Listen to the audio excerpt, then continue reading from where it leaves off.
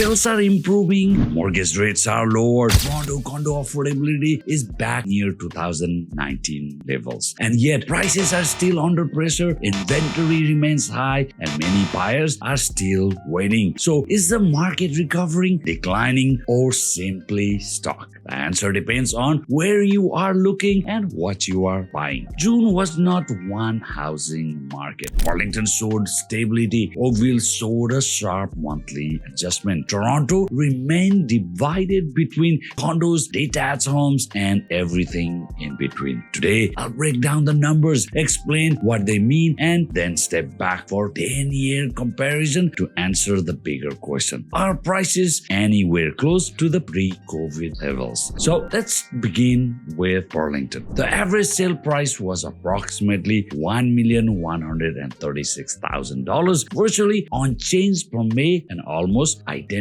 to 1 year ago. There were 277 sales, down slightly from May, but up 13.5% year over year. Homes here took 29 days to sell and were selling for about 98% of asking price. The word for Burlington is stability. Buyers are active, but they are not rushing. Sellers can still achieve a good results here, but only when the home is positioned properly against the competition. Detached homes averaged about $1.42 million, down 6.1% from May, but detached sales increased almost 15%. That does not mean every detached home lost 6% of its value in 1 month. It means the mix of properties sold changed, with more activity likely occurring at a lower price point. For buyers, Burlington offers more time and reasonable negotiating room. For sellers, stability does not mean automatic. Location, condition of your home,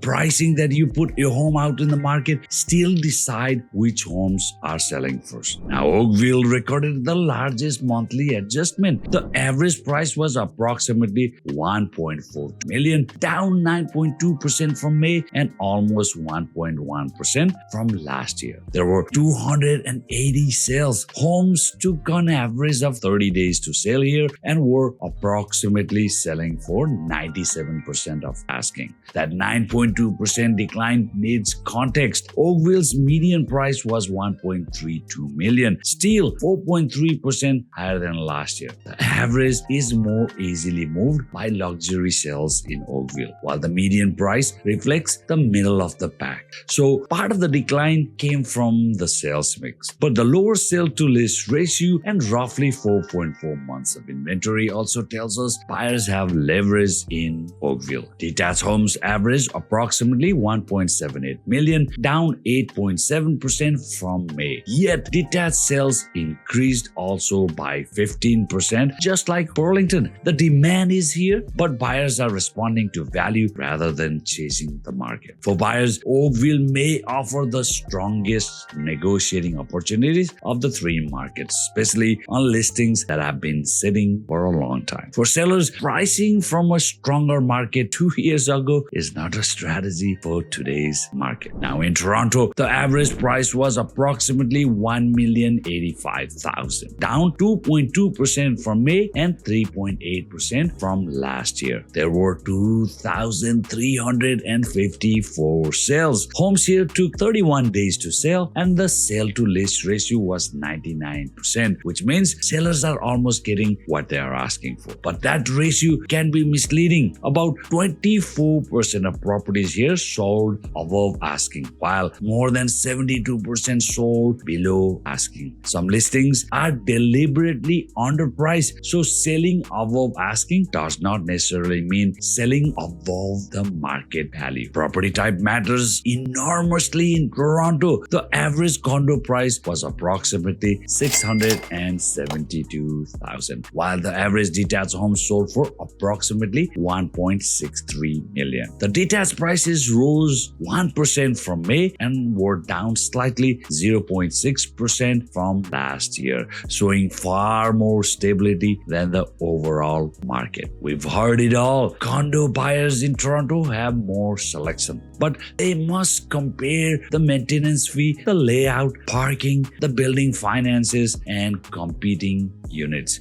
Condo sellers need a clear reason for buyers to choose their unit over several similar options. Oh, by the way, if you are new to this channel, I'm Roshan Basnet, a local real estate broker here, helping people buy and sell in Oakville, Burlington, and the surrounding areas. Thanks for tuning in. If you find this local market analysis useful, please like the video and subscribe to the channel. Now let's connect the local numbers to the larger story. Greater Toronto new home sales nearly tripled in May compared with last year. That sounds like a major recovery, right? But last May was the weakest in more than 40 years of data. Even after nearly tripling, May 2026 was still the fourth weakest May in at least 20 years. That is a good reminder that a large percentage increase can still represent a weak market when it begins from a very low starting point. The resale market tells a similar story. GTA sales improved year over year but remained almost 24% below the June 2019. Active inventory was still the second highest June level in at least 30 years. In plain language, activity is improving, but there are still more homes available than the current pool of committed buyers can observe. The second issue is confidence. An RBC poll found that 64% of Canadians believe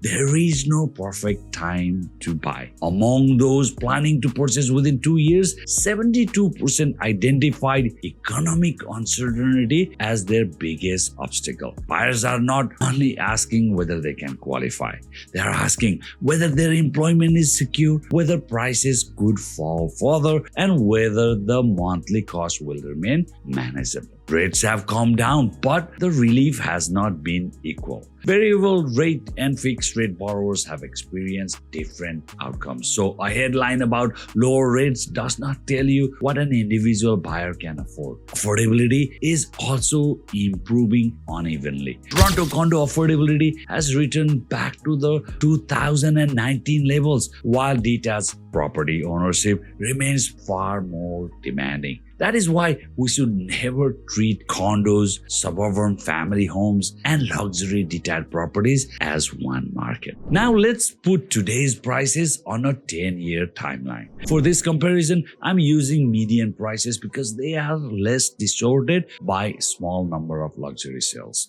In Burlington, the June median price was about $660,000 in 2016. It rose to roughly $1,040,000 near its high, now sits at approximately $1 million. In Oakville, the June median price was about $865,000 in 2016. It peaked around $1.4 million and now it stands at $1.32 million. In Toronto, the June median price was roughly $590,000 in 2016. It moved above $900,000 near its high and it has now declined to $845,000. So are we back to the pre-COVID prices? No, Burlington and Oakville remain well above their pre-pandemic level. Toronto has moved closer, largely because of the condo market weakness, but it has not fully returned to its pre-COVID price base. We have given back part of the pandemic era increase, not all of it. At the overall market level, Toronto had the lowest average price at approximately $1,080,000. Burlington followed at $1,130,000 and Oakville was highest at $1,420,000. But Toronto's overall number is pulled down by its large condo segment. For detached homes, Burlington was the most affordable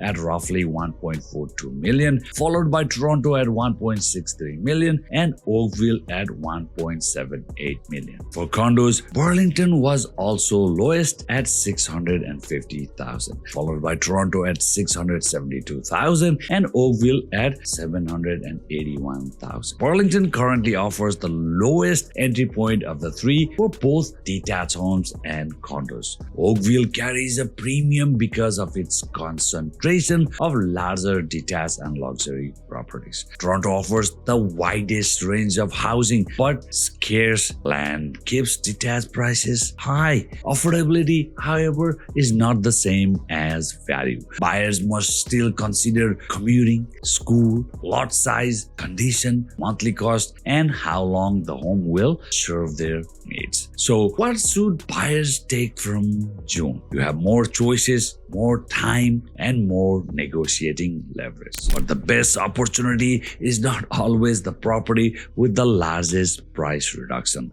It may be a strong home that was poorly launched, incorrectly priced, or simply overlooked. For sellers, your home is competing with every active listing a buyer can visit today. The first 2 weeks are not a rehearsal. Price, presentation, access, and negotiation must work together from the beginning. Information is everywhere. The real value is understanding which information matters and making the right decision when circumstances change. A successful negotiation is rarely only about price. It is also about timing. It's about conditions, deposit, closing date, risk, and motivation. The stats tell one side of the story. The strategy is the other. Please reach out to me. Let's discuss how this market applies to your situation. And for more Oakville and Burlington neighborhood tours, market reports, and practical real estate advice, watch the other videos on this channel and visit RealtorRoshan.ca. I'm Realtor Roshan.